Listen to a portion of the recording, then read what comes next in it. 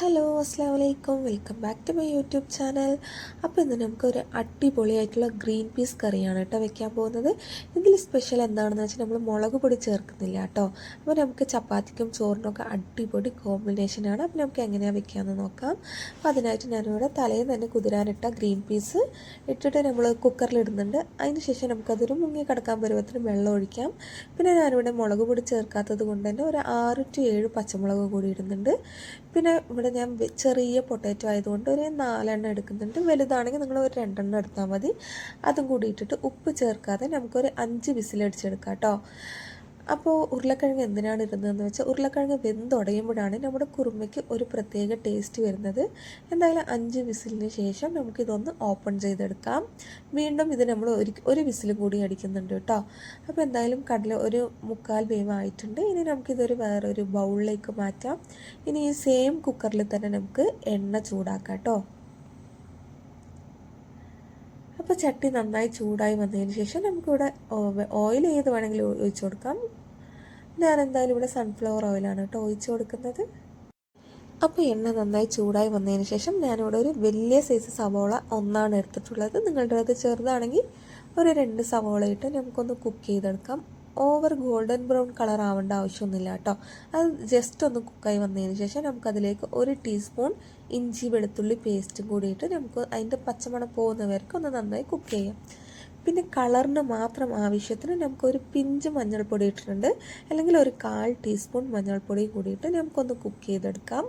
പിന്നെ ഇതിലേക്ക് ഞാൻ നല്ല പഴുത്ത തക്കാളി, ഒരു മീഡിയം സൈസിലുള്ള ഒരു 3 തക്കാളിയും കൂടി ഇട്ടിട്ടുണ്ട്. തക്കാളി മാക്സിമം നന്നായി കുക്കാവണം കേട്ടോ. അപ്പോൾ നമുക്ക് തക്കാളിയും കൂടിയിട്ടൊന്ന് നന്നായി കുക്ക് ചെയ്തെടുക്കാം. അപ്പോൾ തക്കാളി നന്നായി കുക്കായിട്ടുണ്ട്. ഈ സ്റ്റേജിൽ നമ്മൾ മഞ്ഞൾപ്പൊടി ഇട്ട അതേ അളവിൽ തന്നെ പെരുംജീരക പൗഡറും കൂടി ഇട്ടിട്ട് നമുക്കൊന്ന് ജസ്റ്റ് ഒന്ന് കുക്ക് ചെയ്തെടുക്കാം.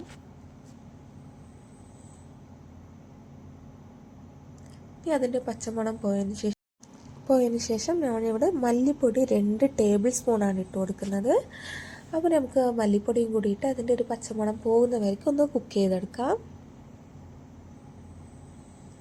ഇനി ഇതിലേക്ക് ഗരം മസാല നമ്മൾ മഞ്ഞൾപ്പൊടി ഇട്ട അതേ അളവിൽ തന്നെ ഒരു 1/4 ടീസ്പൂണാണ് ഇട്ട് കൊടുക്കുന്നത്.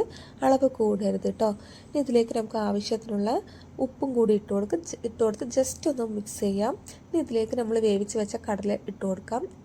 ഒന്ന് മിക്സ് ചെയ്തതിന് ശേഷം നമുക്ക് അടച്ച് വെച്ച് ഒരൊറ്റ വിസിലും കൂടി ഒന്ന് അടുപ്പിച്ചെടുക്കാം കേട്ടോ. ഇപ്പോൾ ഒരു വിസിൽ വന്നിട്ടുണ്ട്. ഇപ്പോൾ കടല നന്നായി കുക്കായിട്ടുണ്ട്.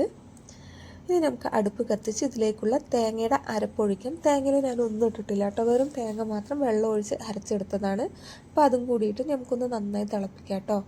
അപ്പോൾ അടിപൊളിയായിട്ടുള്ള നമ്മുടെ ഗ്രീൻ പീസ് കുറുമ തയ്യാറായിട്ടുണ്ട്. നിങ്ങൾക്ക് എരിവ് കമ്മിയായി തോന്നുകയാണെങ്കിൽ പെപ്പർ പൗഡർ ഇട്ട് കൊടുക്കാം.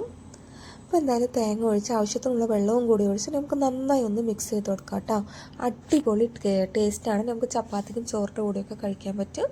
അപ്പോൾ വീഡിയോ ഇഷ്ടപ്പെട്ട ഒന്ന് ലൈക്ക് ചെയ്ത് ഷെയർ ചെയ്ത് സബ്സ്ക്രൈബ് ചെയ്യാൻ മറക്കരുത് കേട്ടോ. അപ്പോൾ എല്ലാവരും ട്രൈ ചെയ്ത് നോക്കിയിട്ട് നിങ്ങളുടെ ഫീഡ്ബാക്ക് കമൻറ്റിൽ അറിയിക്കണം. അപ്പോൾ എന്തായാലും ചപ്പാത്തിക്കും പൊറോട്ടയ്ക്കും ചോറിനടക്കം അടിപൊളി കോമ്പിനേഷനാണ് കേട്ടോ. അപ്പോൾ എന്തായാലും നിങ്ങൾ ട്രൈ ചെയ്ത് നോക്കണം.